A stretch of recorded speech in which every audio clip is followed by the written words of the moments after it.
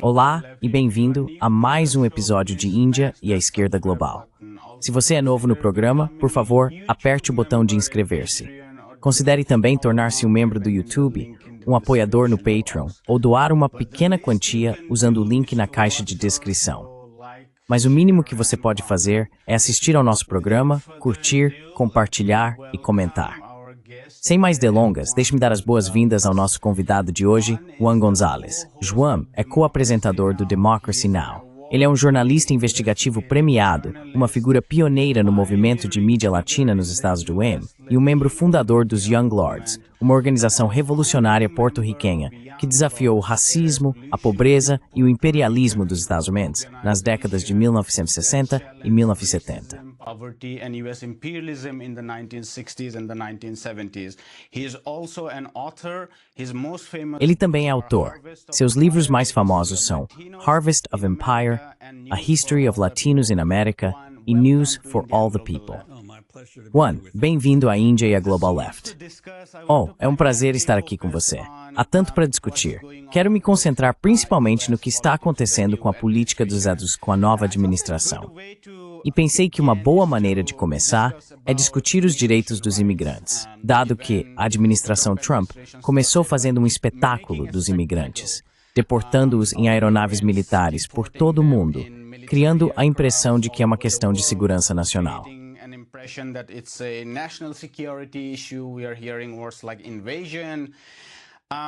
Estamos ouvindo palavras como invasão, e isso me lembra do seu livro Colheita do Império, que, pelo que entendi, argumenta que os imigrantes nos Estados Unidos, particularmente da América Latina, não são apenas pessoas que atravessam em busca de oportunidades econômicas, mas são criados através da intervenção dos Estados Unidos, que remonta ao início da tomada do México em meados do século XIX, intensificando-se durante a Guerra Fria, Guatemala nos anos 1950, Chile, Nicarágua e assim por diante.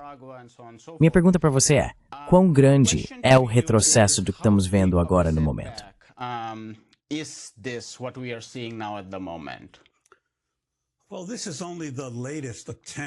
Bem, esta é apenas a mais recente tentativa de certos setores dos círculos dominantes dos Estados Unidos de culpar os imigrantes em geral, mas os latino-americanos em particular, porque os latino-americanos representam de longe a maioria dos migrantes que têm vindo para os Estados Unidos desde o fim da Segunda Guerra Mundial. Houve tentativas repetidas ao longo das décadas de deportação em massa, especialmente de mexicanos, que são o maior grupo de todos os migrantes da América Latina. Você pode voltar aos anos 1930, quando o presidente Herbert Hoover iniciou um programa de deportação em massa no meio da Depressão, onde as estimativas são de até 1 milhão de mexicanos, que foram basicamente reunidos em comunidades, colocados em trens e enviados para fora do país, até mesmo alguns que eram cidadãos.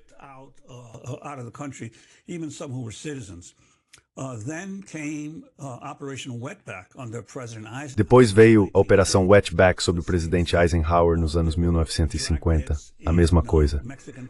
Houve batidas em comunidades mexicanas por todos os Estados Unidos e deportações em massa.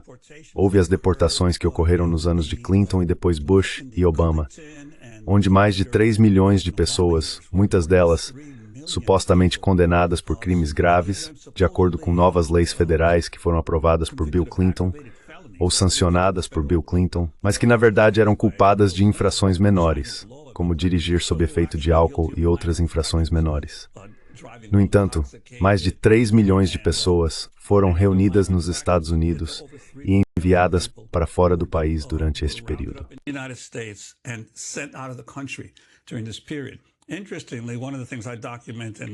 Curiosamente, uma das coisas que documento na última edição de Harvest of Empire é que dos cerca de 3 milhões de pessoas que foram deportadas, 90% delas vieram de apenas 4 países: México, El Salvador, Guatemala e Honduras.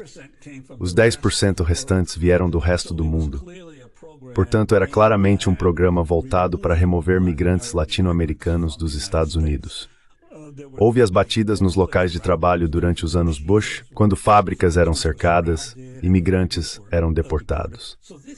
Então este é o mais recente de uma série de esforços, a cada poucas décadas, para reduzir a população latino-americana nos Estados Unidos. O que isso te diz? Os latino-americanos, especialmente os mexicanos, historicamente funcionaram como uma força de trabalho reserva para o capitalismo americano.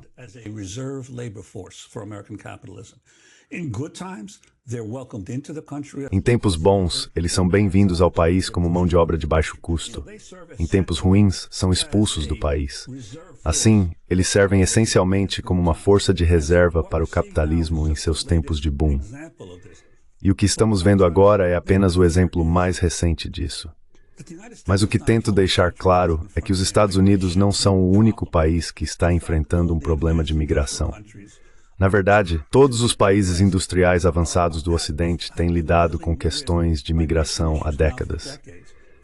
E se você olhar para as particularidades do problema da migração, os migrantes vêm precisamente dos antigos territórios coloniais das nações metropolitanas.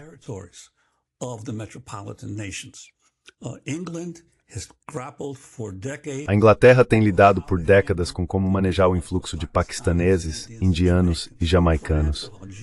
A França tem lidado com argelinos, tunisianos e marroquinos. A Itália enfrentou um influxo de líbios e outros norte-africanos. A Alemanha viu um número significativo de turcos. E a realidade é que se você olhar quem são essas pessoas, os Países Baixos estão cheios de pessoas das ilhas do Pacífico, porque essas eram as colônias dos Países Baixos. Assim como a Argélia, a Tunísia e o Marrocos eram colônias da França. Então, em essência, o que aconteceu desde a Segunda Guerra Mundial é que as potências coloniais nunca esperaram, elas esperavam extrair os recursos do Sul global.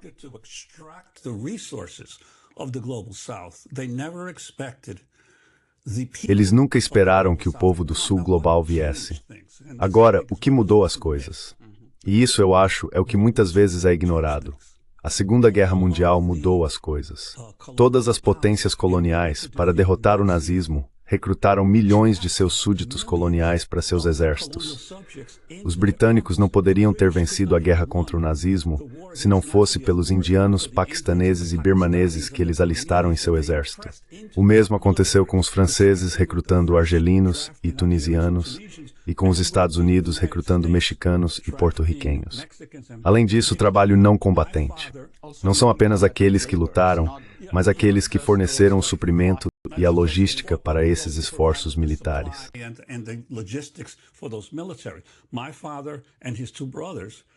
Meu pai e seus dois irmãos foram todos convocados para lutar na Segunda Guerra Mundial. Eles moravam em Porto Rico. Eles não falavam uma palavra de inglês, mas foram convocados para o Regimento Colonial de Porto Rico, que era a 605ª Infantaria, que acabou anexada ao Exército dos Estados Unidos, ao Exército de Patton. Eles passaram pelo norte da África, subiram para a Itália e entraram na Alemanha, lutando contra o nazismo sem falar uma palavra de inglês. E assim, esses eram soldados coloniais, e os afro-americanos, os latinos e os mexicanos que foram convocados para a guerra. Em essência, quando esses soldados retornaram aos seus países de origem, eles tinham estado em todo o mundo.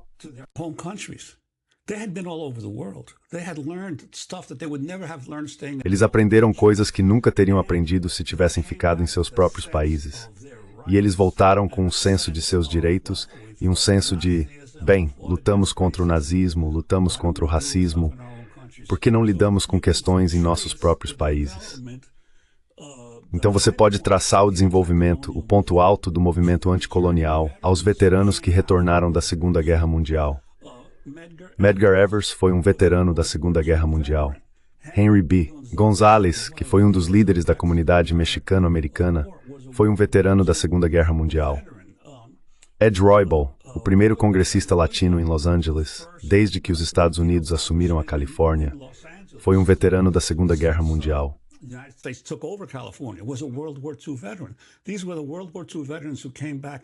Esses foram os veteranos da Segunda Guerra Mundial que voltaram e exigiram respeito e igualdade. E assim, você teve o desenvolvimento do movimento anticolonial, que começou nos anos 50 e 60 a se tornar uma força irresistível.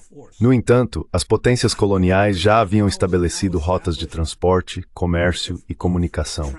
E assim, os migrantes que deixaram esses países foram precisamente para seus antigos mestres coloniais. E essa é a origem de toda a crise migratória do mundo moderno. Agora, é claro, há uma nova adição, que é resultado de todas as guerras no Oriente Médio que os Estados Unidos, a Grã-Bretanha e a OTAN criaram.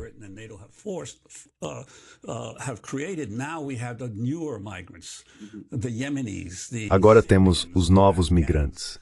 Os iemenitas, os sírios, os afegãos, os iraquianos, esses não faziam parte dessas migrações anteriores, mas agora estão migrando em grande número porque as potências imperialistas devastaram tanto seus países que eles não têm escolha a não ser fugir, e geralmente fogem para o país que tem as melhores relações econômicas ou rotas de viagem a partir de seus países. Então essa é a origem.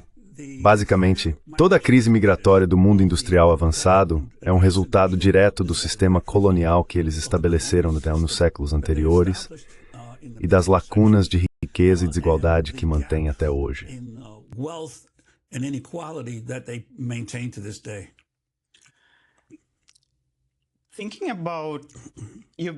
Pensando nisso, você nos deu uma longa história de como isso sempre esteve presente. Sabe, de Eisenhower a Clinton, sempre esteve lá.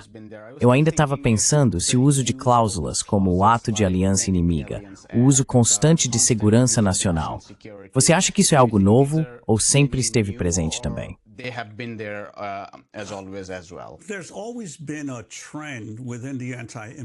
Sempre houve uma tendência dentro do movimento anti-imigração que é virulentamente racista e supremacista branca, mas nunca foi a tendência dominante até agora.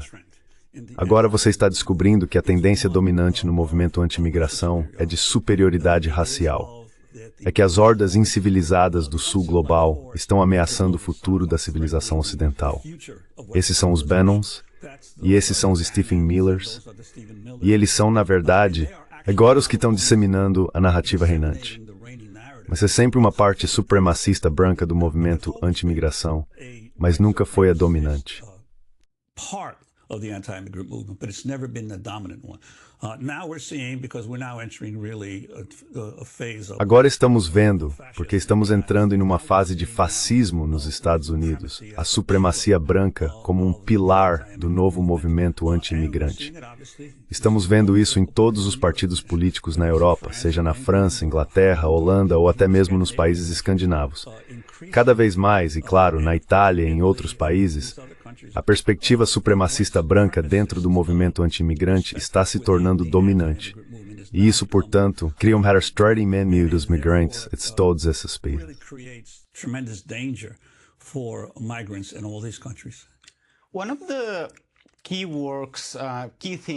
Uma das coisas principais no seu trabalho é que o movimento trabalhista, particularmente nos Estados Unidos, está profundamente entrelaçado com os direitos dos imigrantes, especialmente a classe trabalhadora informal, a classe trabalhadora menos organizada. E eu vi isso de perto nos bairros de Chicago, lugares como Englewood.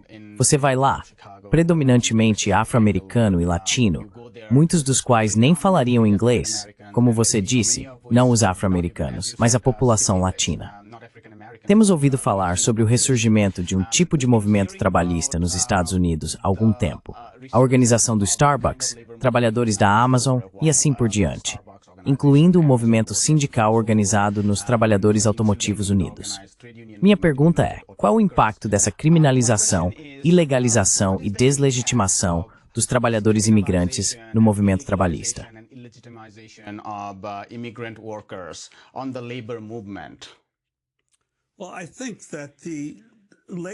Bem, eu acho que o movimento trabalhista felizmente deixou a perspectiva anti-imigrante há cerca de 30 anos.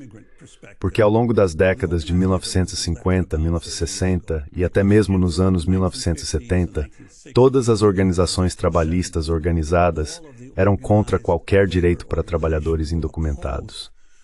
Isso começou a mudar. Até mesmo César Chávez e os Trabalhadores Rurais Unidos eram contra trazer mais trabalhadores indocumentados, porque viam isso como uma forma de reduzir os padrões de vida dos trabalhadores mexicanos existentes que estavam aqui, trabalhadores mexicano-americanos que estavam aqui e trabalhadores filipinos. Então, houve uma longa história de sentimento anti-imigrante no movimento trabalhista organizado.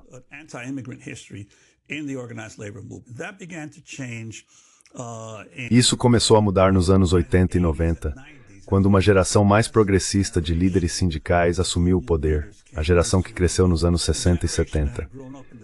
Nos anos 80 e 90, aqueles que permaneceram no movimento trabalhista agora eram líderes de muitos dos sindicatos, e assim começaram a mudar.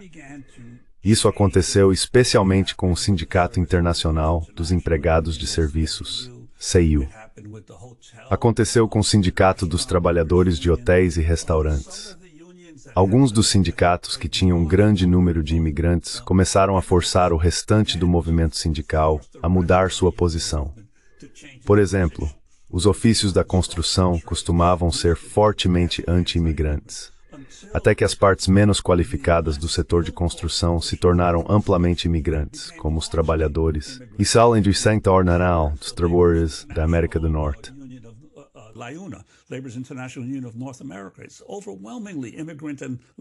Hoje é predominantemente imigrante e latino, e por isso tiveram que mudar suas políticas, pois estavam diretamente em contradição com seus membros. Então, houve uma mudança substancial no movimento trabalhista organizado. Infelizmente, o trabalho organizado nos Estados Unidos é uma porcentagem muito pequena da classe trabalhadora em geral. Então, o problema é que essas mensagens anti-imigrantes se infiltraram na classe trabalhadora.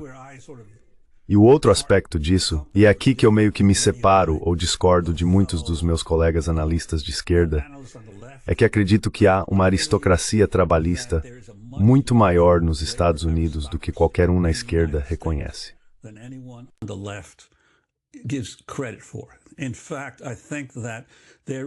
Na verdade, acho que há uma parte significativa da população americana que não está desinformada. Eles sabem o que está acontecendo e percebem que o império, como foi constituído desde a Segunda Guerra Mundial, está em perigo e eles escolheram seu lado. Os milhões de pessoas que trabalham na indústria de defesa nos Estados Unidos, que ganham bem trabalhando para Lockheed Martin e para Boeing e para essas outras empresas, sabem exatamente o que estão produzindo em seu trabalho. Os milhões de pessoas empregadas nas Forças Armadas, e não apenas os 2 milhões de trabalhadores da defesa, mas também os trabalhadores aliados.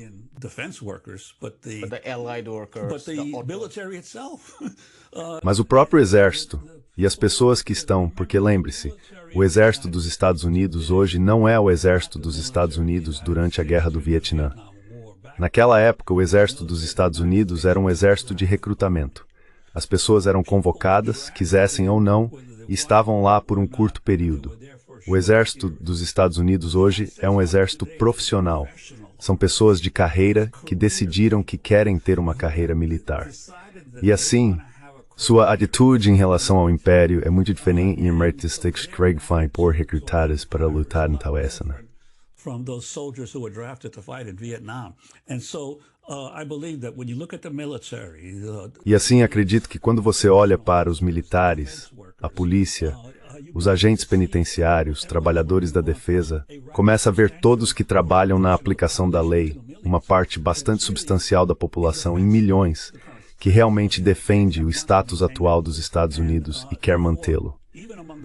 Portanto, mesmo entre a classe trabalhadora dos Estados Unidos, a classe trabalhadora mais sólida, há um benefício em ser a classe trabalhadora do império reinante. A pessoa mais pobre nos Estados Unidos em relativo luxo, comparada a milhões e milhões de pessoas no sul global. Pelo menos eles têm água encanada.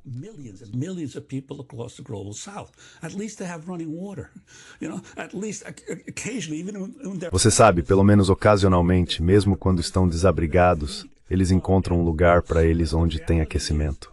E assim, a realidade é que toda a população dos Estados Unidos, em certa medida, tem vivido das migalhas do império. Portanto, sua consciência política não é tão radical quanto se esperaria, mesmo para os escalões mais baixos da classe trabalhadora. Então, Acho que é por isso que sempre disse que a esperança para a mudança social e o progresso no mundo não está na Europa e não está nos Estados Unidos. Estas são as áreas de retaguarda do capitalismo mundial, mesmo entre as massas de trabalhadores. A verdadeira mudança está vindo do sul global.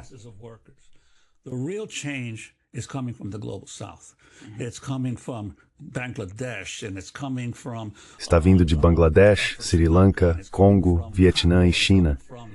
Esses são os lugares onde as pessoas realmente entendem o que é a exploração do trabalho e como ela pode ser possivelmente encerrada. E, portanto, eu não sou um grande crente de que uma mudança social radical virá para os Estados Unidos em breve. Na verdade, o oposto. É mais provável que o fascismo cresça e se fortaleça nos Estados Unidos. E o melhor que as pessoas de esquerda podem fazer aqui é conter os piores excessos do nosso país ao redor do mundo. Temos que conter o máximo possível os piores efeitos de uma nação capitalista que está se movendo cada vez mais em direção ao fascismo.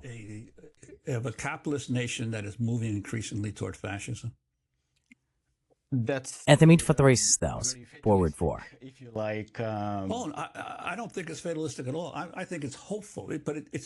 Eu não acho que seja fatalista de forma alguma. Acho que é esperançoso, mas acredito que seja uma análise realista das condições que enfrentamos. Agora, o outro ponto em que eu discordo de muitas pessoas da esquerda é na minha percepção da importância da Revolução Chinesa e da ascensão da China para as perspectivas de mudança no mundo. Você sabe, quando os Estados Unidos estavam no auge após a Segunda Guerra Mundial, em 1950, eu acho, os Estados Unidos produziam 80% de todos os carros do mundo. 80% de todos os carros do mundo eram produzidos bem aqui. E o automóvel é o exemplo por excelência do consumo capitalista moderno. Não há máquina mais complexa para a pessoa comum possuir do que um carro, certo? E hoje, acho que foram vendidos 95 milhões de carros no mundo no ano passado, não, em 2023. Em 2023, 95 milhões de carros foram vendidos no mundo. 95 million cars sold in the world last year, in 2023. 2023, 95 million cars sold in the world.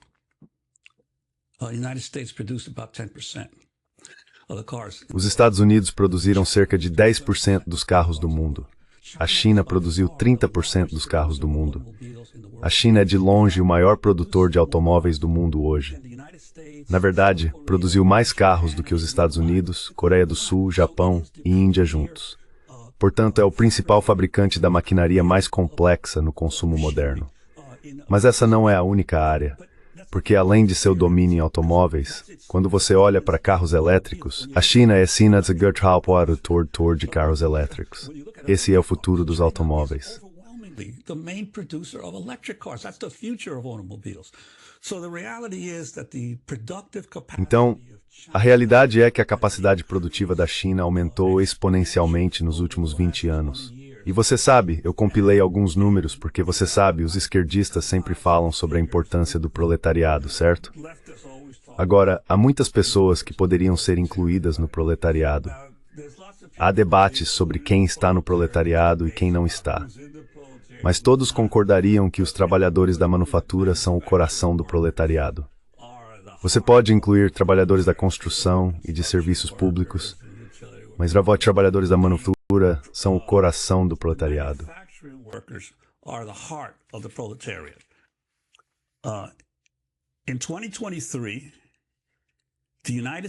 Em 2023, os Estados Unidos, a potência econômica dominante do mundo, tinham 12,9 milhões de trabalhadores de fábrica. Isso colocava em quinto lugar no mundo, em termos de trabalhadores de fábrica. Acima dos Estados Unidos, e isso as pessoas não percebem, estava o México. O México hoje tem mais trabalhadores de fábrica do que os Estados Unidos, com 13,9 milhões. Acima do México vinha a Indonésia, que tem 15,8 milhões de trabalhadores de fábrica. Acima da Indonésia, o número 2 no mundo era a Índia. A Índia tem 18,4 milhões de trabalhadores de fábrica. Quantos trabalhadores de fábrica a China tem? 120 milhões. A China tem mais trabalhadores de fábrica hoje do que os 10 principais outros países do mundo juntos. E, novamente, o Vietnã não está tão atrás.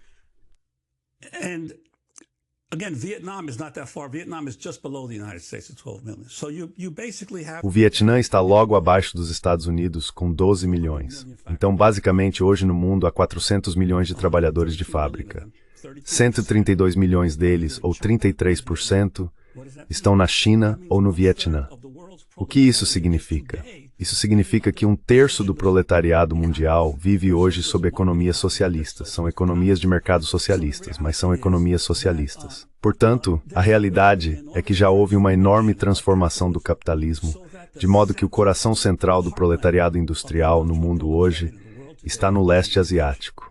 Está na Indonésia, Vietnã, Índia e China. E esse é o centro do proletariado mundial.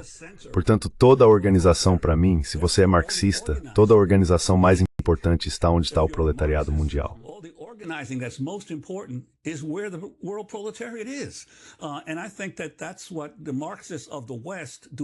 E eu acho que é isso que os marxistas do Ocidente não entendem. O Ocidente não é mais um. Ele ainda produz armas, ainda monopoliza a fabricação de aviões e ainda tem uma liderança em maquinário complexo. Mas em todas as outras formas de produção no mundo, é a Ásia, é o leste asiático e o sul da Ásia que são os centros produtivos do mundo e de onde a maior parte da riqueza está sendo extraída. Porque, obviamente, muito dessa manufatura está sendo feita por corporações multinacionais. Obviamente a Apple é o melhor exemplo na China, mas a Nikkei no Vietnã. Então são corporações multinacionais, mas o proletariado que se desenvolveu agora tem fortalecido cada vez mais a economia desses países. E essa é a grande crise a qual Trump é uma resposta.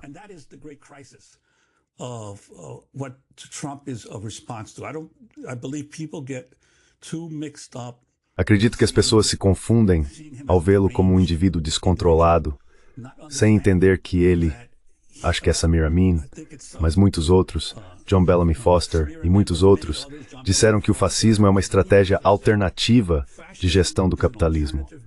É uma estratégia à qual se recorre quando o sistema está em uma crise da qual não consegue sair. Portanto, o desenvolvimento do fascismo na Europa e nos Estados Unidos é, na verdade, uma resposta à crise do capitalismo. Estávamos conversando antes da entrevista sobre a venda de dívidas. O capitalismo monopolista financeiro deve expandir constantemente a quantidade de dívida. Não é suficiente apenas cobrar a dívida atual.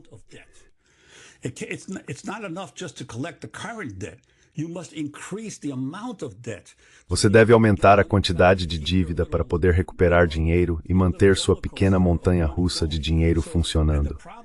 E o problema crescente que o capitalismo enfrenta é que ele não pode se expandir mais em termos de sua venda de dívidas e extração de recursos, porque muitos países do sul global estão agora desenvolvendo sua própria força econômica. E esse é o dilema em que se encontram. Eles não podem mais manter o nível de lucro ao qual estão acostumados, então devem, portanto, recorrer a reprimir suas próprias populações e também ao militarismo e à guerra. E assim estão reprimindo o padrão de vida nos Estados Unidos e na Europa.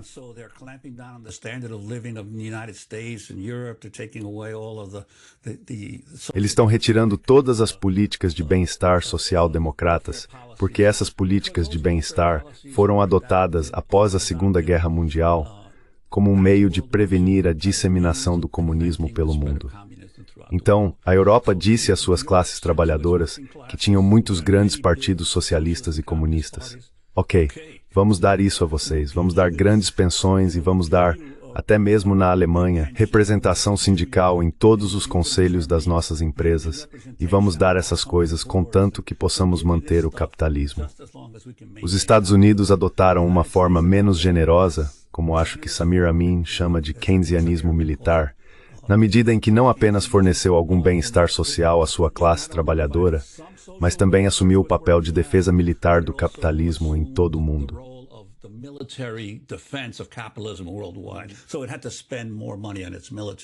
Então teve que gastar mais dinheiro em seu exército do que a Europa.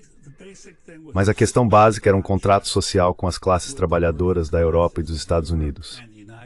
Nós daremos algo a vocês se nos deixarem sobreviver e manter nossos impérios, o que as classes trabalhadoras fizeram. E isso é parte do problema da falta de fervor revolucionário da classe trabalhadora. Eles faziam parte desse acordo. Portanto, O ponto mais alto do padrão de vida da classe trabalhadora foi ao mesmo tempo em que o capitalismo estava em seu auge. Nos anos 50, ambos os lados estavam em melhor forma nos anos 50 e 60 do que jamais estiveram. Better shape in the 50s and 60s than they've ever been. And I think now, though, given the problems of... E eu acho que agora, no entanto, dados os problemas de capacidade reduzida para explorar o sul global, os capitalistas monopolistas reprimiram seu próprio povo, e seu próprio povo está comprando a história de que é o resto do mundo que os está explorando. É o resto do mundo que está se aproveitando deles. Eles estão comprando a narrativa errada. E eu acho que é isso que estamos enfrentando agora. O fascismo está avançando porque não tem escolha para manter seu poder, a não ser buscar um realinhamento de forças. Uma nova guerra, eu acho. E esse é o outro aspecto da China que eu acho tão importante. Porque, você sabe, Trump foca muito no comércio, nos bens.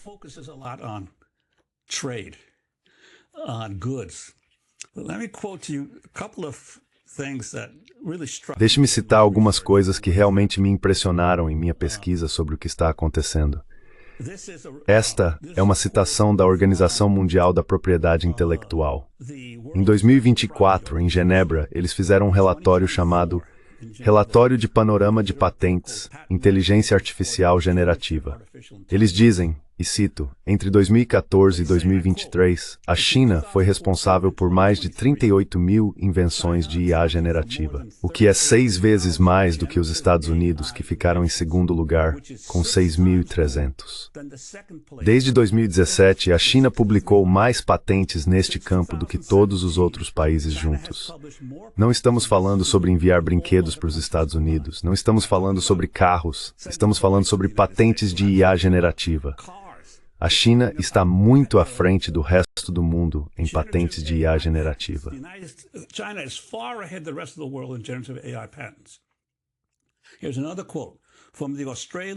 Aqui está outra citação do Instituto Australiano de Política Estratégica, que o governo australiano estabeleceu em 2001 e é parcialmente financiado pelo Exército Australiano, sobre um relatório que eles chamaram de Rastreador de Tecnologia Crítica, que mantém registros detalhados de 64 tecnologias críticas.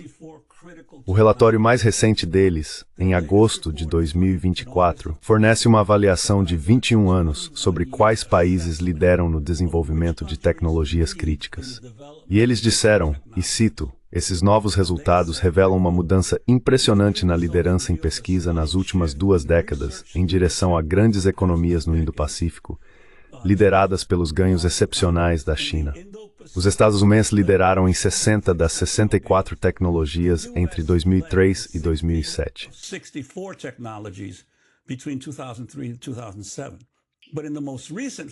Mas nos últimos 5 anos, de 2019 a 2023, os Estados Unidos estão liderando em apenas 7. A China liderava em apenas 3 naquela época. Hoje lidera em 57. Em menos de uma década, toda a liderança em tecnologias críticas no mundo mudou dos Estados Unidos para a China. O que isso te diz? Diz que uma economia socialista planejada centralmente é superior ao caos do capitalismo monopolista. E isso está se demonstrando na vida real, em termos reais agora. E esse é o problema. O problema não é que a China seja uma ameaça, qualquer tipo de ameaça para os Estados Unidos ou para a Europa. O problema é que o planejamento social centralizado, o conceito, é uma ameaça ao capitalismo monopolista existente. Eles sabem disso, entendem isso, e precisam descobrir uma maneira de parar isso. Então o que eles estão tentando fazer? Estão tentando criar um potencial de guerra com a China.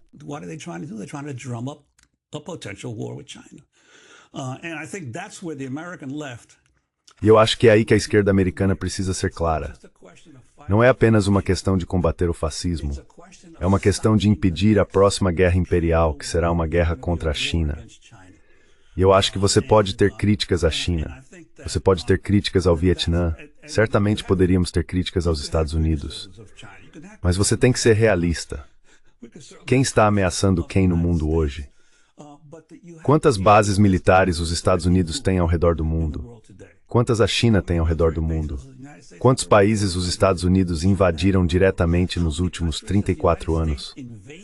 Você mencionou alguns na América Latina. Você não mencionou a República Dominicana, onde 25 mil americanos intervieram em 1965 para impedir que o povo da República Dominicana acabasse com uma ditadura, um golpe.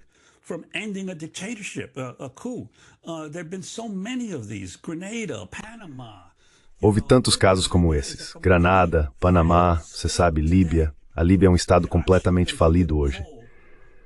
Tenho certeza de que se você fizesse uma pesquisa com o povo líbio, eles lhe diriam que estavam melhor sob Gaddafi do que estão hoje. E a realidade é que todas essas intervenções militares foram a pedido dos Estados Unidos, não da China. A última guerra que acho que a China lutou com alguém foi o Vietnã.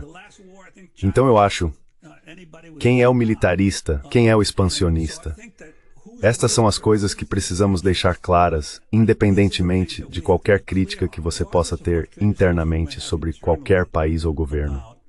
A realidade é que você não pode permitir que um hegemon como o nosso país continue tentando exercer seu poder de intimidação ao redor do mundo.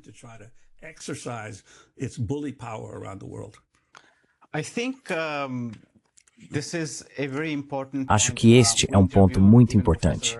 Entrevistamos o professor Mearsheimer recentemente e entramos em um grande debate sobre a questão da China. Claro, o professor Mearsheimer não é de esquerda. Ele defende uma teoria do realismo e diz que a ascensão da China não seria pacífica, e fala sobre a necessidade de a Ásia ser polarizada, com os Estados Unidos liderando essa bandeira. Mas não são apenas pessoas como ele. São muitos na esquerda americana, como você disse, que têm essa ideia vaga de autoritarismo e depois se vinculam a estados comunistas, socialistas, liderados por partidos. Communist Socialist Party-led party states. We saw this, or we see this even today in the assessment. Vimos isso, ou vemos isso até hoje, na avaliação da antiga União Soviética. Vemos isso ad nauseam na avaliação do que a China, liderada pela RPC, a RPC liderada pelo PCC, fez. Por que você acha que essa ideia de que tudo o que a China faz é autoritário persiste? Mesmo que esteja controlando a tirania da classe empresarial, é rotulado como autoritário. Mesmo que esteja movendo pessoas da agricultura para esferas produtivas, efetivamente tirando milhões e milhões de pessoas da pobreza, é rotulado como autoritário. É deslocamento. Por que essas narrativas são tão eficazes aqui? Why are these narratives so effective here? Because I think that Porque eu acho que é o livro de Domenico Losurdo, Marxismo Ocidental, que tenta abordar essa questão. O marxismo ocidental se desenvolveu por causa de tantas falhas na Europa dos movimentos socialistas, incluindo o colapso da União Soviética. Mas mesmo antes disso, as várias outras tentativas de estabelecer governos socialistas na Europa. Há uma visão idealizada que se desenvolveu de que todos os partidos políticos e todas as tentativas de construir o socialismo também são suspeitas. Não é exatamente anarquismo, embora os anarquistas claramente se oponham a essas organizações centrais institucionalizadas.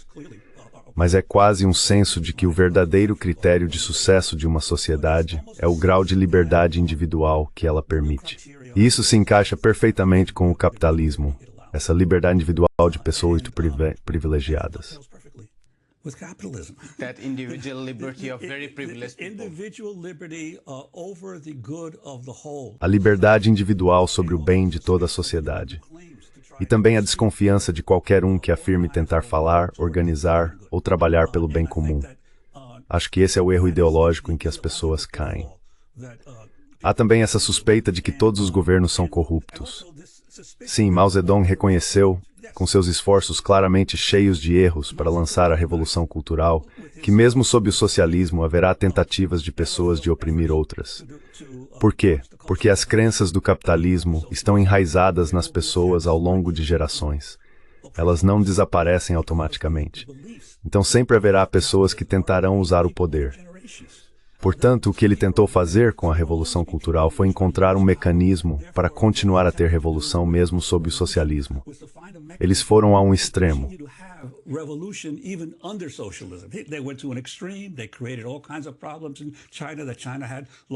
Eles criaram todos os tipos de problemas na China, dos quais a China perdeu uma geração tentando se recuperar. Mas isso não significa que a ideia estava errada. Sempre haverá tentativas de pessoas que têm poder de se manter no poder, de ter seus... Você sabe, você vê na Coreia, ter seus filhos e netos herdando o poder. Mas isso não... Você quer dizer a RPDC? Sim, na República Popular Democrática da Coreia.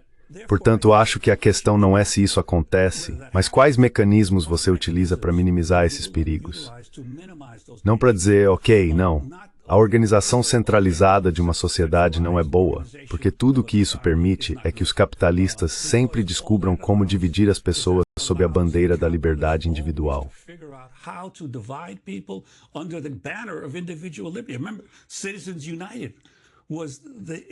Lembre-se, Citizens United é um caso sobre os direitos das corporações, certo? E assim, portanto, você tem uma situação onde, eu sempre digo às pessoas no Democracy Now!, acho que é uma contradição em nosso nome. É possível ter democracia formal e ter injustiça social. E na batalha, na contradição entre democracia formal e injustiça, de que lado você está? Esse é o meu argumento sobre por que a China tem sido uma força tão positiva no mundo. Se a China tirou centenas de milhões de pessoas da pobreza extrema nos últimos 70 anos de sua revolução, isso é algo criticamente importante para o desenvolvimento do mundo.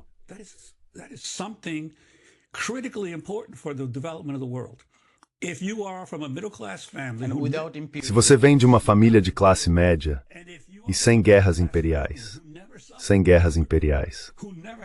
e se você vem de uma família de classe média que nunca sofreu fome, que nunca teve a insegurança de não ter uma casa, é fácil para você falar sobre liberdade individual.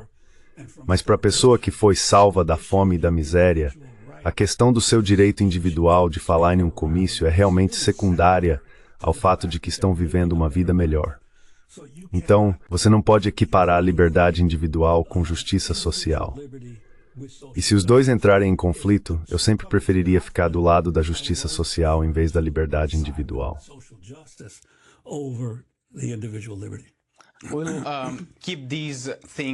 Vamos manter essas coisas em mente à medida que avançamos. Mas para voltar à sua ideia muito importante da aristocracia trabalhista dentro do coração imperial, o coração capitalista. Também estamos vendo a administração Trump atropelar os funcionários federais. 700 mil a talvez agora até mais de 1 milhão de pessoas são demitidas. Eu suspeitaria que eles se qualificariam como a aristocracia trabalhista em geral. Bem, eu não acho que todos eles se qualificariam para a aristocracia trabalhista. Mas uma parte substancial deles definitivamente não são trabalhadores da construção civil ou trabalhadores rurais na Califórnia.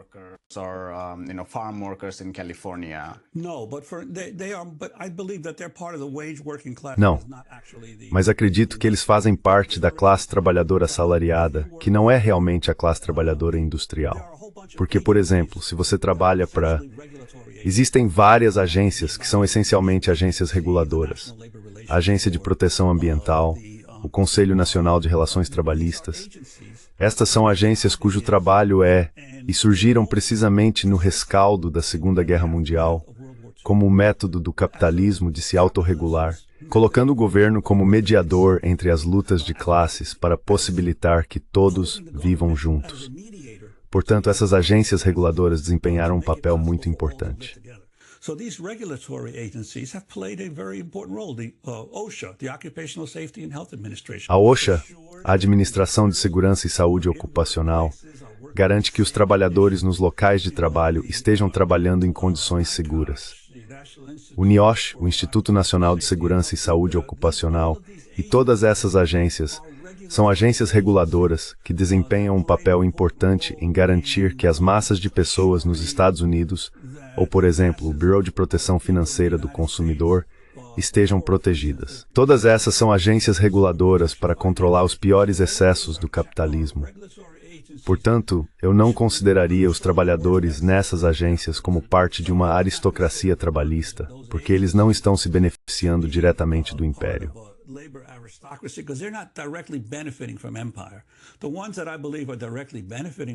Aqueles que eu acredito que estão se beneficiando diretamente do império são os que trabalham para o Departamento de Defesa, uma seção da USAID, e, obviamente, o Departamento de Estado.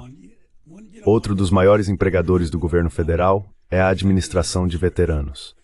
São 400 mil pessoas que trabalham para a Administração de Veteranos.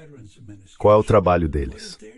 O trabalho deles é cuidar de todos os soldados que lutaram nas guerras imperiais da América. Agora, por um lado, eles estão fornecendo serviços de saúde necessários, mas, por outro lado, eles fazem do acordo que o governo oferece ao seu exército, que se você lutar por nós, pelo resto da sua vida, seu cuidado de saúde será garantido.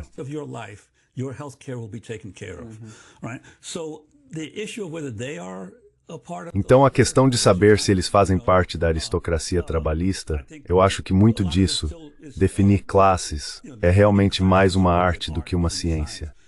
Então, eu acho que não os classificaria, mas classificaria todos os policiais que trabalham em todas as cidades deste país, cujo trabalho básico é manter a ordem, como parte da aristocracia trabalhista. E todas as pessoas da segurança interna, você sabe, todas as pessoas da TSA, você sabe, todas essas outras pautas cujo principal trabalho é controlar e manter o império. Isso eu consideraria parte da aristocracia trabalhista.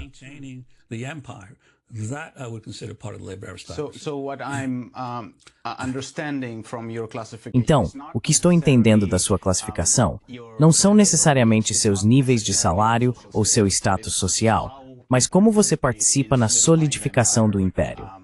Certo. Acho que o ponto que eu estava tentando chegar é que talvez eu devesse então levantar a questão da administração Trump prejudicando a própria classe empresarial. Um impacto massivo da guerra econômica imprudente é a eliminação de trilhões de dólares dos mercados. E isso continua. Houve um breve vislumbre de recuperação quando essa pausa foi declarada, mas desapareceu em um dia porque as pessoas não sabem o que acontecerá nos 90 dias. People don't know what happens in the 90 days, and then a significant part of financial and trade E então, uma parte significativa das transações financeiras e comerciais é com a China, com a qual a guerra estaria escalando. Então minha pergunta é, se os ativos da classe financeira não voltarem pelo menos ao nível de 2020 ou 2021, e se continuarem a cair, haveria alguma revolta dessa classe empresarial contra o governo Trump. E isso poderia levar a uma reversão. E só para adicionar mais um elemento, você acha que o Partido Democrata seria capaz de capitalizar esse tipo de dissidência, dissidência da classe doadora, por assim dizer?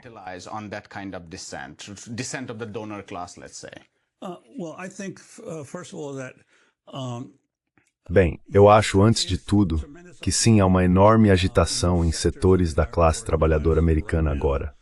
Mas minha percepção é que todas essas agitações e crises inevitavelmente levam a uma maior concentração de propriedade, e que isso vai acontecer nesta situação também, que aqueles que são mais fracos ou menos conectados aos formuladores de políticas acabarão sendo sacrificados, mas que outros ganharão. E lembre-se, uma grande parte dos ganhos do mercado de ações nos últimos 10 ou 15 anos girou em torno dos 7 magníficos, o setor de tecnologia. Sim, o setor de tecnologia. Eles são os que realmente estão impulsionando todos os ganhos do mercado de ações.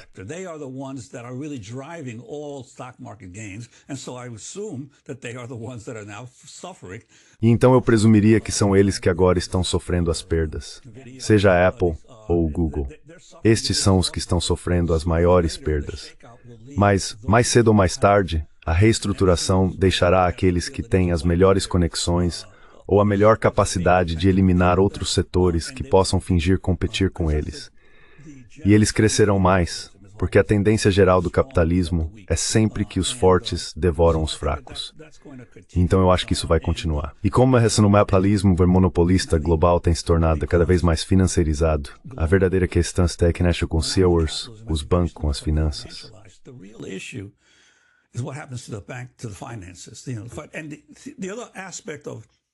E o outro aspecto do capitalismo, ao qual a maioria das pessoas não presta muita atenção, é que o capitalismo nos Estados Unidos passou por uma grande mudança estrutural nos últimos 20 anos, de empresas de capital aberto para empresas de private equity. Havia algo em torno de 8.000 corporações públicas há alguns anos. Agora, há cerca de 2.000. E pelo menos as corporações públicas tinham alguma semelhança com uma estrutura democrática. Elas tinham assembleias de acionistas, tinham relatórios anuais ou trimestrais. Você tinha que registrar na SEC. Você tinha que ter reuniões do conselho de administração. Você tinha tudo isso, os acessórios de algum tipo de governo democrático. Agora, as empresas de private equity são todas ditaduras. Mesmo dentro das empresas de capital aberto, as ações de private equity são enormes. Tipo, pense na participação da Vanguard e da BlackRock dentro da Microsoft. Certo, exatamente. Ou da Apple.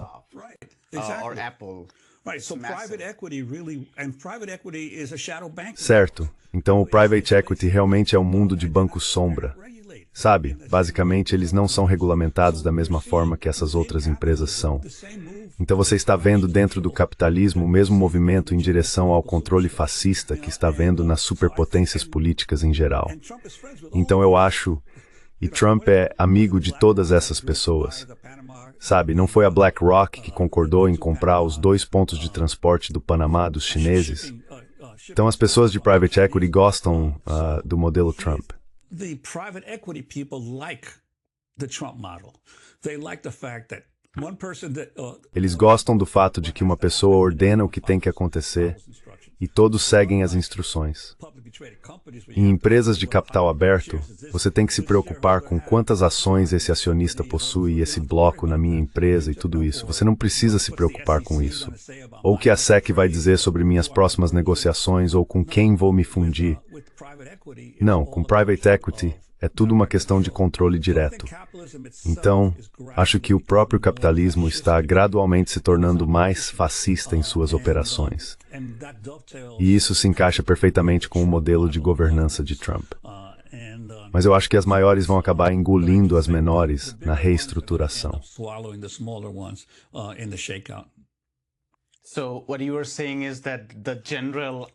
Então o que você está dizendo é que a incerteza geral que é criada, que parece estar prejudicando os mercados de capitais de maneira uniforme, pode, em última análise, resultar nos grandes players emergindo ainda maiores.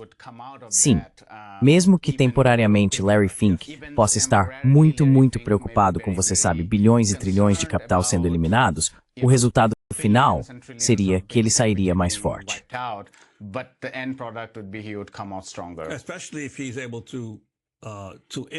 Especialmente se ele conseguir influenciar Trump a ajudar seus interesses, os interesses particulares de sua empresa, em vez dos interesses de outras pessoas.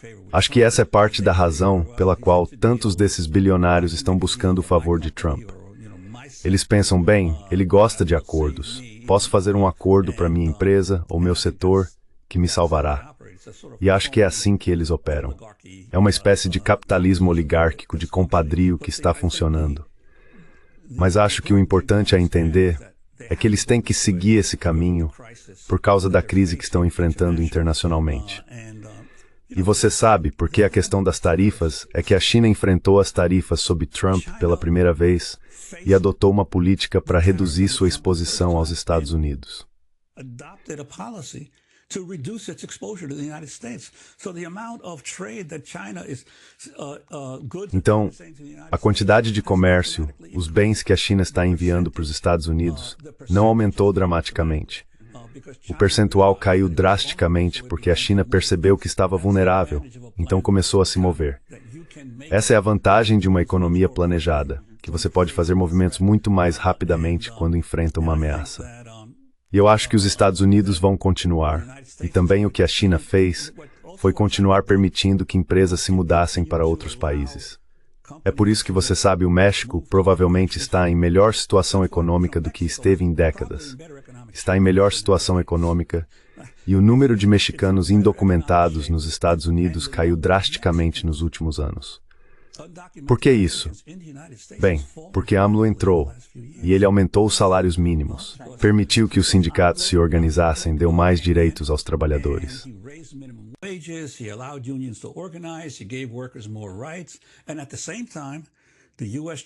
Ao mesmo tempo, a guerra comercial dos Estados Unidos com a China convenceu a China a mover muita produção, ou não tanto a China, mas as corporações multinacionais que costumavam estar na China, decidiram se mudar para o México para ter acesso ao mercado mexicano. Assim, o México tem crescido em empregos. O nível econômico de seus trabalhadores tem aumentado, então menos mexicanos estão vindo para os Estados Unidos. Trump vê isso, então agora ele tem que descobrir, bem, o que vou fazer. Não posso simplesmente impor tarifas à China. Tenho que impô-las ao Vietnã, tenho que impô-las ao Camboja, tenho que impô-las ao México, tenho que impô-las a todos os outros lugares para onde a manufatura chinesa está migrando. Mas o objetivo final é a guerra com a China, a guerra econômica com a China. É realmente sobre isso que se trata.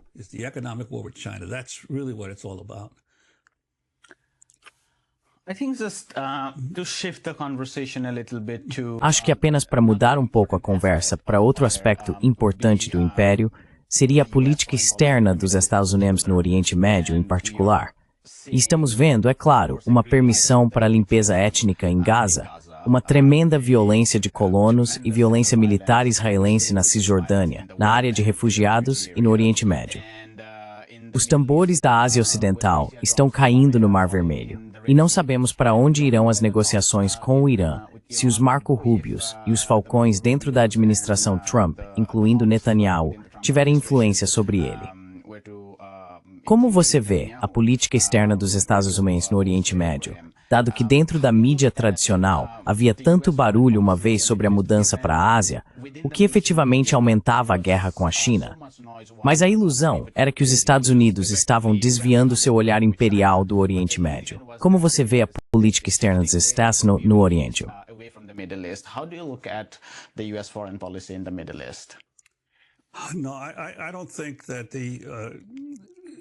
Não, eu não acho que... Sim, houve uma mudança de foco para a Ásia sob Obama, mas os Estados Unidos têm sido bastante constantes em manter o controle que podem do Oriente Médio, especialmente através do uso de Israel como seu principal proxy. E eu acho que, infelizmente, Israel é um estado fora da lei, não segue regras, não segue regulamentos internacionais e gasta uma quantidade enorme de dinheiro para controlar a narrativa no Ocidente, na mídia e na opinião pública, em termos de moldar sua visão de mundo sobre o que está acontecendo. Então acho que pelo que tenho lido, em parte da imprensa tradicional ou corporativa, há uma discussão ativa de que Israel estava planejando atacar o Irã em maio e que a administração Trump tem tentado conter isso. Então acho que ainda há uma possibilidade de que Israel tente essencialmente completar seu ataque a todos os seus inimigos indo atrás do Irã. Acho que isso seria um erro. Acho que, na medida em que os Estados Unidos e a Europa continuem a pressionar para manter o Irã fora das relações ocidentais. Quero dizer, o Irã não é um país pequeno. O Irã tem o quê? 100 milhões de pessoas? Não é um país pequeno. É uma potência regional importante, com um PIB de 1,6 trilhões de dólares atualmente. It's $1.6 trillion GDP at PPP. Termos de país, recorde $3 bilhões. No, we're not talking about Venezuela or Cuba. Não estamos falando sobre a Venezuela ou Cuba. Estamos falando sobre uma força muito, muito importante no Oriente Médio. E não só isso. O Irã tem apoio da China e da Rússia. Então você está unindo pessoas que naturalmente não seriam aliadas em uma espécie de frente unida contra seu inimigo comum. Portanto, não acho que faz sentido do ponto de vista dos Estados Unidos continuar pressionando e ameaçando o Irã. Mas a administração Trump, às vezes, é irracional no que faz. Mas eu acho que a coisa mais importante, na minha opinião, e você não vê isso nos Estados Unidos, em nenhum dos meios de comunicação nos Estados Unidos, é que estamos completamente isolados no mundo quando se trata do que está acontecendo na Palestina e no Oriente Médio. In the world when it comes to what is happening in Palestine and the Middle East. There are no countries in the world where people believe that what we're doing is Não há países no mundo onde as pessoas acreditam que o que estamos fazendo é certo. E assim eu acho que tudo o que fazemos é nos isolarmos. E para mim, a verdadeira vergonha é a falha dos outros estados árabes em tomar uma posição mais firme com o que está acontecendo com os palestinos. Quero dizer, acho que isso eventualmente levará a uma agitação social muito mais massiva, especialmente na Jordânia e em alguns desses outros países. Mas eu acho que se Netanyahu continuar a se mover para remover os palestinos de Gaza ou atacar o Irã, estaremos em uma situação completamente diferente. E você sabe, eu vi algo interessante, isso é outra coisa que eu queria mencionar. And you know, I saw an interesting, this is another, I wanted to mention this, I saw an interesting article about Eu vi um artigo interessante sobre... Você provavelmente viu esse artigo de Jeffrey Sachs sobre reconstituir as Nações Unidas e admitir a Índia no Conselho de Segurança. Bem, eu li um texto, acho que foi de um esquerdista indiano, que disse... Por que ele está pedindo que a Índia, sob Modi, seja admitida no Conselho de Segurança das Nações Unidas? Quero dizer, esse é um governo de direita que não tem nada em comum com os objetivos da ONU. Bem, a realidade é que admitir a Índia no Conselho de Segurança não é admitir Modi. É admitir o fato de que a nação indiana é o maior país em população no mundo.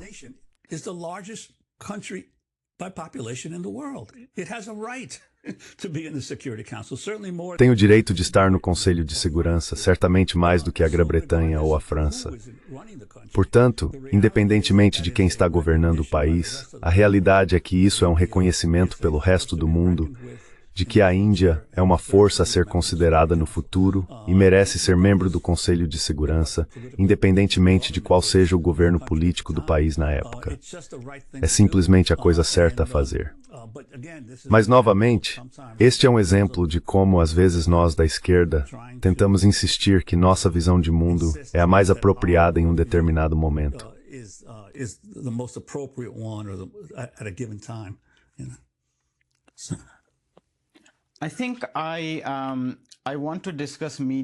Acho que quero discutir mídia com você, mas só para resumir, digamos por falta de uma palavra melhor, relações internacionais, se eu pudesse falar brevemente sobre a crise na Ucrânia.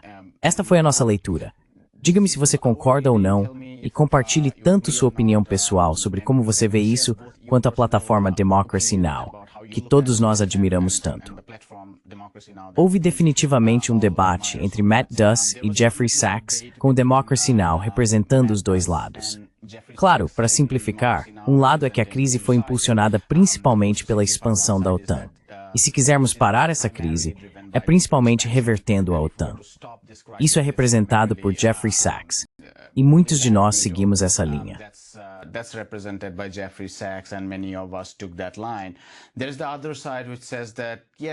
Há o outro lado, que diz que sim, a expansão da OTAN é ruim, mas mesmo assim, a guerra de Putin é a guerra de Putin no sentido de que foi não provocada. Nossa leitura foi que no Democracy Now! Não havia uma posição direta entre os dois. Quero dizer, as coisas foram discutidas, mas a plataforma nunca tomou uma posição. Claro, ao contrário da China, a Rússia é diferente, porque internamente não é muito inspiradora. Como você vê essas coisas e compartilha, se concorda com nossa leitura, e o que quer que tenha a dizer?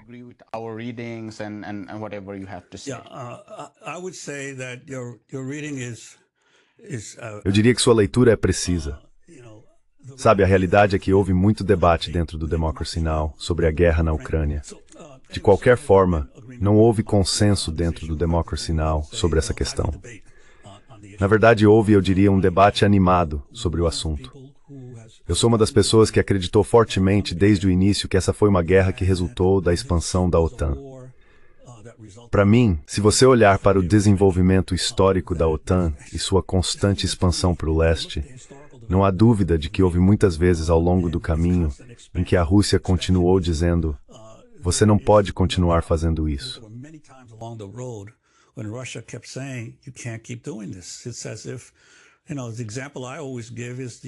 É como se o exemplo que eu sempre dou fosse os Estados Unidos e a crise dos mísseis de Cuba em 1962. Os Estados Unidos disseram à Rússia que não havia como permitir que colocassem mísseis em Cuba, mesmo que Cuba fosse um país soberano, porque era uma ameaça direta aos Estados Unidos. E os Estados Unidos estavam dispostos a ir à guerra por isso. Então, se conseguimos fazer isso em 1962, por que assumimos que a Rússia seria diferente ao ver o movimento constante das forças da OTAN em direção ao leste? Eu também acredito que a revolta de Maidan em 2014 foi um golpe. Nunca vi, e estou por aqui há muito tempo, políticos dos Estados Unidos como John McCain e Victoria Nuland e outros irem a um país e se encontrarem com manifestantes nas ruas, defendendo manifestantes contra seu próprio governo.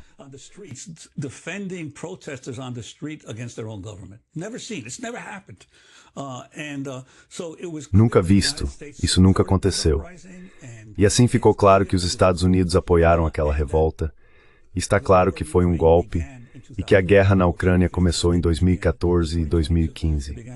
Não começou em 2022. Começou em 2014 e 2015. E o que a maioria das pessoas não reconhece são algumas coisas. Número 1 é que a Ucrânia não é um país pequeno. A Ucrânia é a segunda maior nação por território na Europa, depois da Rússia. É a segunda maior na Europa. Número 2, quando ocorreu o colapso da União Soviética, a Ucrânia tinha uma população de 50 milhões de pessoas. Em 2022, a Ucrânia tinha uma população de 40 milhões de pessoas. Antes da guerra com a Rússia, a Ucrânia havia perdido 10 milhões de pessoas em população. Isso significa que a crise que ocorreu na Ucrânia, após o fim do socialismo, foi uma crise enorme, que forçou milhões e milhões de ucranianos a fugir do país. Crisis that forced millions and millions of Ukrainians to flee the country.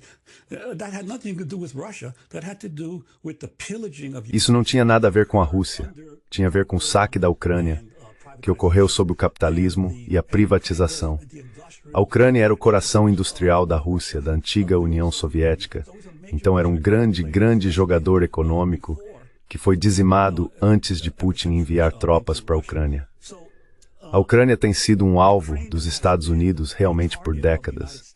Desde a queda da União Soviética, muitos líderes importantes nos Estados Unidos disseram que a Ucrânia é a chave. Se conseguirmos tirar a Ucrânia da Rússia, ela perderá um poder enorme. Então eu ainda não acho que Putin deveria ter invadido, mas eu entendo completamente as razões pelas quais ele o fez. E é uma guerra por procuração do Ocidente contra a Rússia, porque, quero dizer, não vamos nos enganar.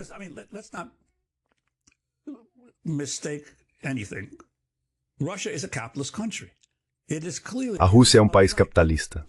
Não é como a China ou o Vietnã. Não é de forma alguma socialista. No entanto, o que eu acredito que aconteceu foi que, após a privatização, dizimar não apenas a Ucrânia e a Rússia, Putin desenvolveu um capitalismo nacionalista. Ele disse, vamos ter capitalismo nesse país, mas não vamos deixar vocês continuarem explorando nosso país. Vamos construir nossos próprios capitalistas locais. Então ele construiu um capitalismo local na Rússia. E isso foi o que o Ocidente não gostou. O Ocidente gostava de Putin enquanto ele permitia que empresas americanas e britânicas e outras viessem e explorassem os recursos.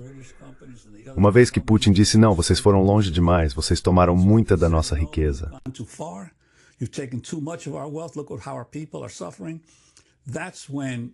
Olhe como nosso povo está sofrendo. Foi aí que ele se tornou um problema. Foi aí que eles disseram, ok, esse cara tem que sair. Precisamos continuar expandindo a OTAN para o oeste. Então ele é um capitalista nacional. E por isso acredito que a Rússia não deveria ter invadido, mas entendo completamente seu raciocínio. E acredito que os Estados Unidos estavam determinados a utilizar a guerra na Ucrânia para enfraquecer ainda mais a Rússia. Agora, a diferença que acho que aconteceu com Trump é que Trump quer afastar a Rússia da China. Ele quer a Rússia para seu próprio benefício, por razões de supremacia racial. Ele acredita que a Rússia tem mais em comum com o Ocidente do que com a China e o Sul global.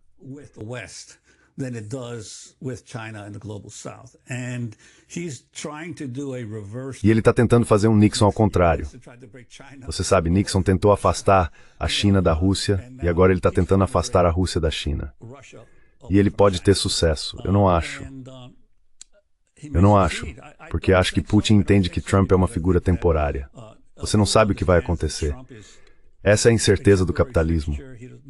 Não há nada previsível sobre o capitalismo porque é um sistema de operação tão caótico.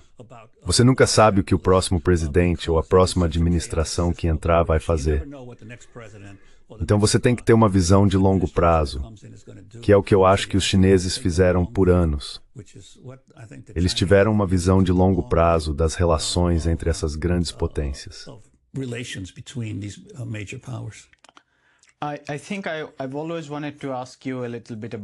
Acho que sempre quis te perguntar um pouco sobre a mídia, já que isso tem sido tão central para quem você é e como nós te lemos. Você, é claro, escreveu notícias para todas as pessoas, onde foca na inclusão de minorias raciais dentro do ecossistema de mídia dos Estados Unidos.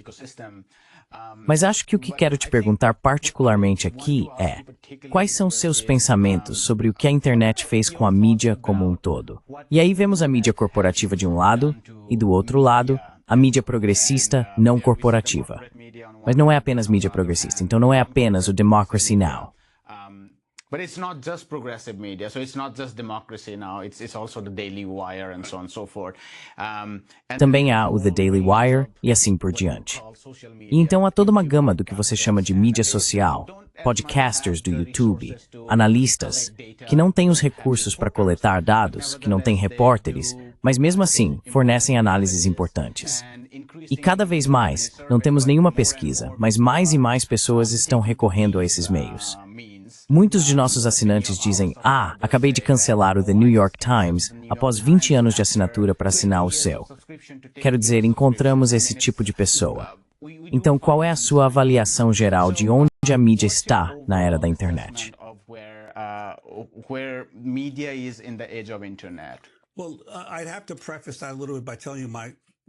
Bem, eu teria que começar isso dizendo a crítica geral. Porque em Notícias para Todos, meu coautor e eu, Joe Torres, lidamos com duas coisas. Lidamos com a história da exclusão de minorias raciais e étnicas da mídia tradicional, mas também lidamos com a criação do próprio sistema de mídia. E temos nossa própria teoria sobre o desenvolvimento da mídia, baseando-nos no trabalho que Paul Starr fez décadas atrás em seu livro A Criação da Mídia, Origens Políticas das Comunicações Modernas. Mas levamos isso, eu acho, um passo adiante, porque o livro dele terminou apenas em 1945. Ele nunca escreveu a sequência que deveria ter escrito. 1945, he never wrote the sequel that he was supposed to write. But our viewpoint is that Nosso ponto de vista é que o sistema de mídia nos Estados Unidos se desenvolveu inicialmente porque os primeiros jornais na Inglaterra, nos Estados Unidos, na França e em outros países europeus eram em grande parte comprados apenas pela elite, pelos sacerdotes e pelas classes educadas do período colonial. Eles eram em grande parte folhas de inteligência entre a elite para informá-los sobre o que estava acontecendo nos negócios. Especialmente na América colonial, os primeiros jornais foram Public Occurrences em Boston, em 1690, e o Boston Newsletter. Eles eram folhas de inteligência para os colonos sobre o que estava acontecendo entre os nativos americanos e entre os povos escravizados, para manter o controle. Enslaved people, to maintain control. So the media developed initially. Assim, a mídia se desenvolveu inicialmente como folhas de inteligência para a elite. No entanto, rastreamos a interação entre o desenvolvimento tecnológico e a necessidade de comunicações. Por exemplo, a primeira lei de comunicações nos Estados Unidos foi o Ato Postal de 1794, onde os Estados Unidos, recém-criados como país, tiveram um grande debate no Congresso sobre a criação do sistema postal. Houve debates entre Madison, Jefferson e Washington sobre se os Estados Unidos deveriam criar um sistema postal onde os jornais fossem entregues gratuitamente ao povo. O Ato Postal de 1894 também estabeleceu estradas postais. 1794 also established postal roads. The government built roads to connect. O governo construiu estradas para conectar as diferentes partes das antigas 13 colônias entre si.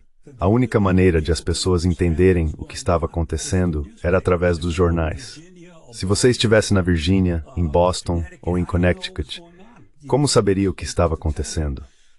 Você precisava dos jornais para informá-lo.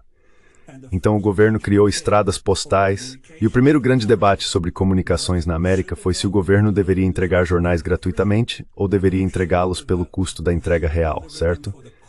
Tarifas de mercado, certo? Madison e alguns outros eram a favor das tarifas de mercado. Jefferson era a favor da entrega gratuita.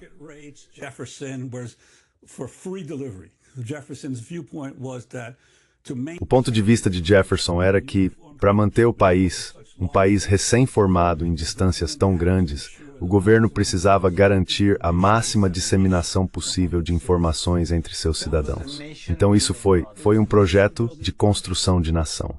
Foi um projeto de construção de nação. Ao longo do século XIX, O principal trabalho do sistema postal nos Estados Unidos não era entregar cartas, era entregar jornais. E eles chegaram a um acordo, como os Estados Unidos costumam fazer, um compromisso. Não seria gratuito e não seria a preço de mercado, seria subsidiado. Então isso é o que se chama de sistema postal de segunda classe. Segunda classe é a entrega de revistas e jornais a uma taxa mais baixa do que a primeira classe, que eles têm até hoje, que ainda existe até hoje.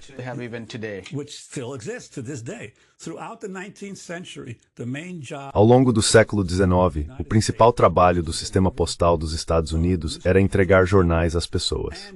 O sistema postal foi o principal empregador do governo dos Estados Unidos até a Guerra Civil, quando o governo começou a crescer.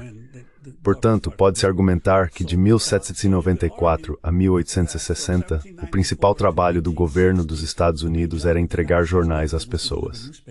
É por isso que desenvolvemos um sistema de jornais muito vibrante e uma população altamente educada, muitos dos quais assinavam vários jornais.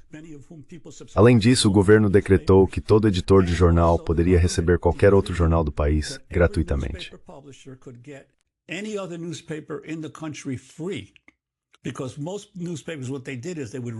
Porque a maioria dos jornais lia as cópias de outras cidades, cortava os artigos que achavam mais importantes, colocava em seus jornais, assim como é feito hoje. Era um sistema de internet.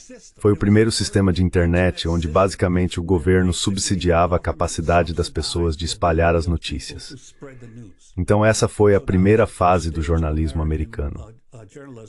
Isso produziu o público leitor de jornais mais alto do mundo ao longo do século XIX. Depois veio um novo desenvolvimento tecnológico, que foi o telégrafo. O telégrafo enviar informações instantaneamente por fios.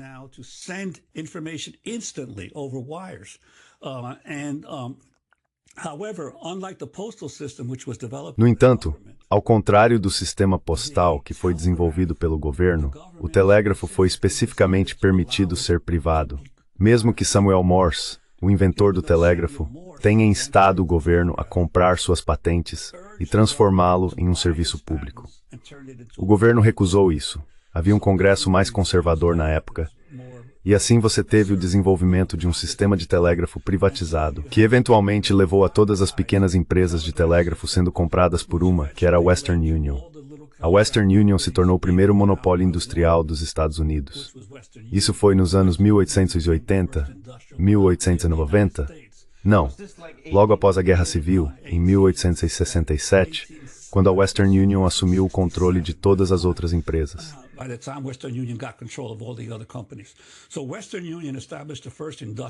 Então, a Western Union estabeleceu o primeiro monopólio industrial dos Estados Unidos. Ela fez um acordo com as companhias ferroviárias, porque essas companhias estavam expandindo suas ferrovias, permitindo que as linhas da Western Union fossem construídas ao longo dos trilhos, em troca da garantia da Western Union de que nenhuma informação seria divulgada contra o monopólio das ferrovias. Assim, formou-se um conglomerado entre as ferrovias e a Western Union. Como resultado, ao longo da segunda metade do século XIX, o que aconteceu na primeira metade foi que, como o governo estava pagando pela entrega de jornais, muitas pessoas começaram a publicar jornais. Qualquer pessoa que tivesse uma impressora podia começar um jornal, e o governo o entregaria para você.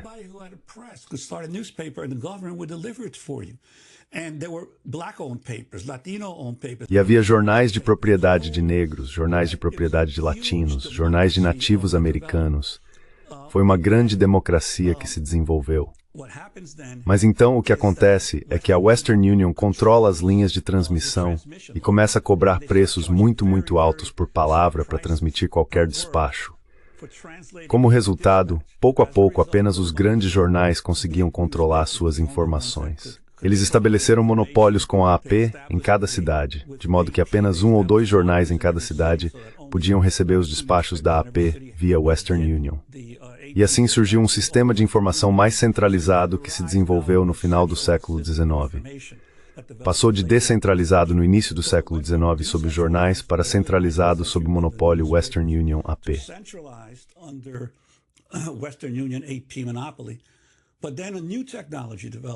in the early 20th century.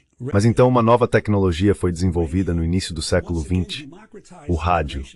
O rádio, mais uma vez, democratizou o fluxo de informações, porque qualquer jovem com uma operação de rádio amador poderia começar a transmitir, e você teve uma nova era de informação democratizada que se desenvolveu. Nas décadas de 1920 e 1930, a cultura de massa americana emergiu.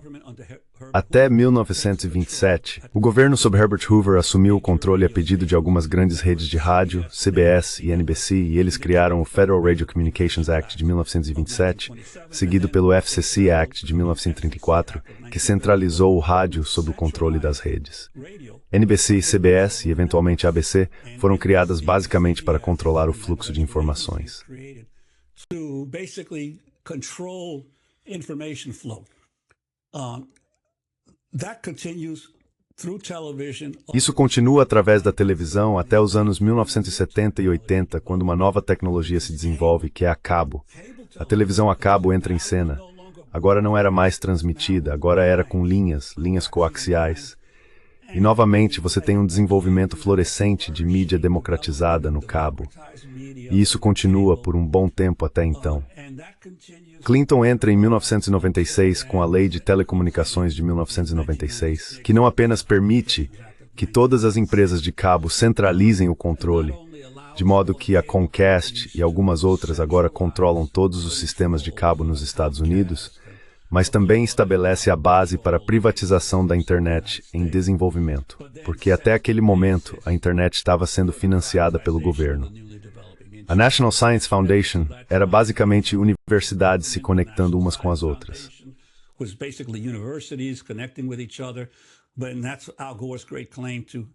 Mas essa é a grande afirmação de Al Gore de ter criado a internet.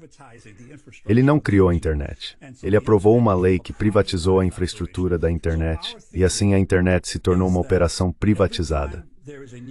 Então nossa teoria é que toda vez que há uma nova tecnologia de comunicação, ela desestabiliza a ordem existente da comunicação de massa.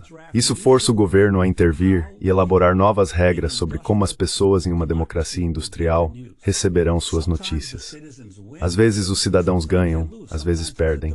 Às vezes há uma abertura democrática, mas quase sempre há um fechamento e uma centralização da informação. E essa tem sido a batalha no sistema de mídia americano. Como responder às revoluções tecnológicas e como o cidadão comum tem acesso a notícias e informações.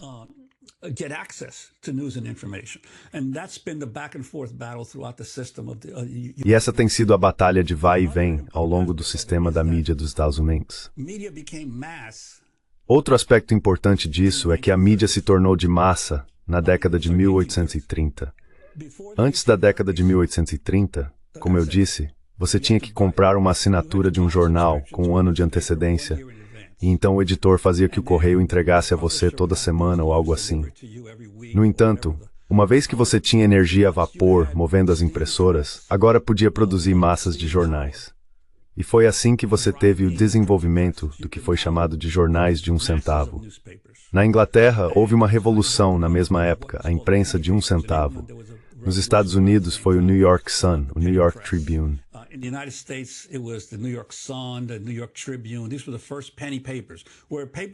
Esses foram os primeiros jornais populares, onde os jornais não eram mais entregues pelo correio.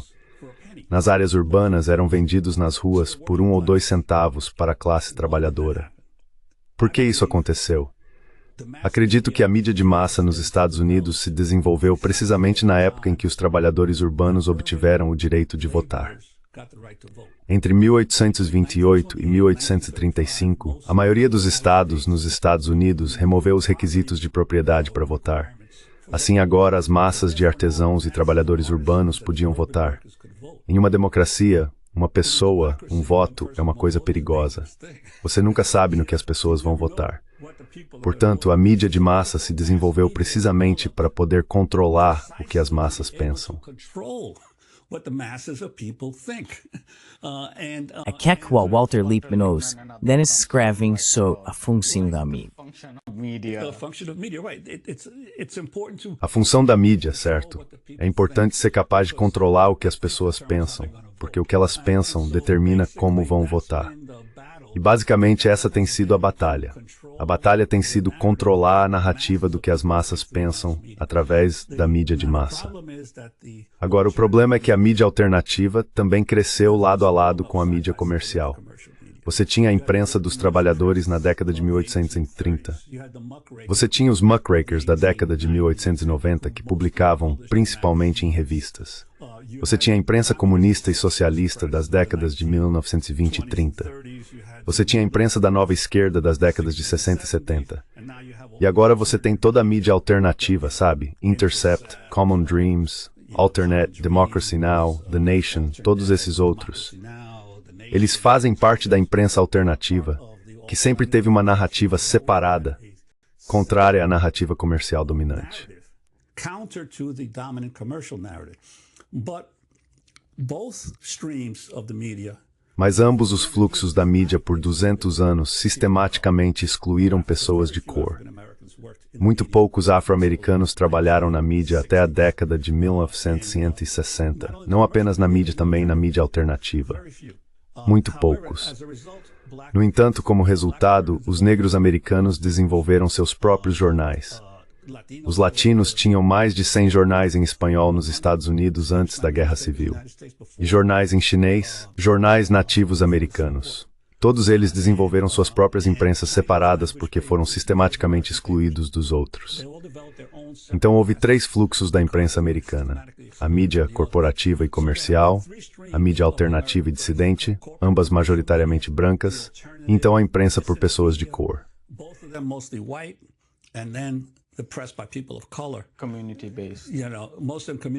Baseado na comunidade. Você sabe, a maioria deles era baseada na comunidade, mas alguns ficaram bem grandes, como o Pittsburgh Courier, o Amsterdam News e o Chicago Defender. Estou esquecendo o último nome agora, mas a maioria das grandes cidades tinha jornais negros importantes nas décadas de 30, 40 e 50.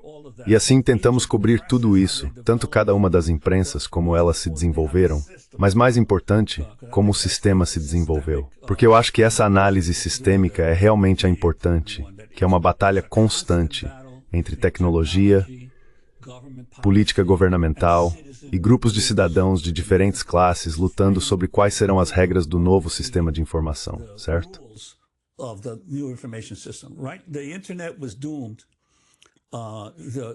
A internet estava condenada desde o momento em que foi privatizada.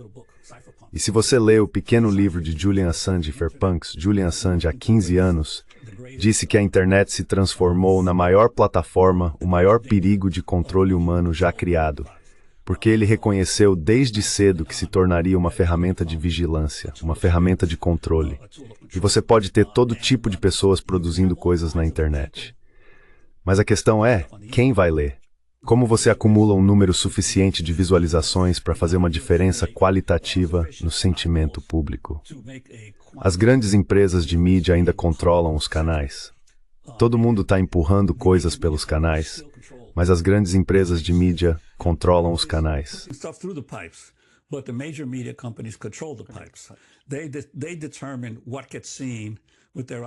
Eles determinam o que é visto com seus algoritmos. Seja a Apple, Facebook ou qualquer outro. Eles controlam o que é visto e o que não é visto. Então, enquanto você estiver disposto a aceitar que tudo que você produz, e há coisas ótimas sendo produzidas o tempo todo, a entrega e a descoberta ainda são controladas pelos grandes players. E não apenas a disseminação é controlada pelos grandes players, mas tudo o que fazemos está sendo rastreado. Como eu dizia aos meus alunos quando ensinava jornalismo, o Google sabe mais sobre você do que você mesmo, porque você não sabe onde estava há 4 meses às 5 horas da tarde nesta data. O Google sabe através dos seus dados de GPS. Eles sabem exatamente onde você estava, certo?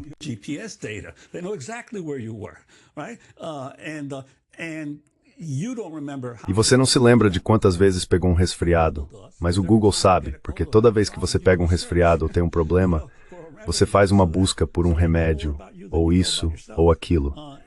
Então eles sabem mais sobre você do que você mesmo.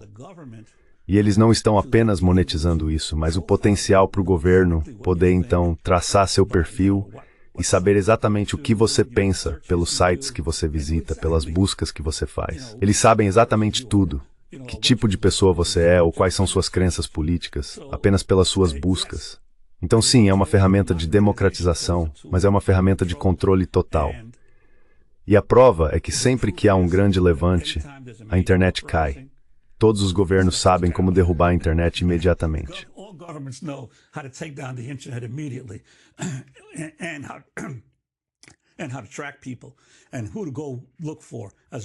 Como rastrear pessoas e quem procurar como resultado do que sabem sobre você. Então temos um número massivo de cortes de internet na Índia e a região é a Caxemira. Vamos deixar por aí. Juan, foi um privilégio falar com você e obrigado pela oportunidade. Desejo o melhor para o seu podcast. Oi, meu nome é Ayushman. Eu junto com Jyotishman começamos esta plataforma. Nos últimos 2 anos, tentamos construir conteúdo para as forças de esquerda e progressistas. Já entrevistamos economistas, historiadores, comentaristas políticos e ativistas até agora. Se você gostou do nosso conteúdo até agora e quer que construamos um arquivo para a esquerda, tenho 2 pedidos para você. Por favor, considere doar para a causa. O link está na descrição abaixo. Além disso, se você não puder fazer isso, não fique triste. Você sempre pode curtir nossos vídeos e compartilhar nossos vídeos com seus camaradas. Finalmente, não se esqueça de clicar no botão de inscrever-se. Finally, don't forget to hit the subscribe button.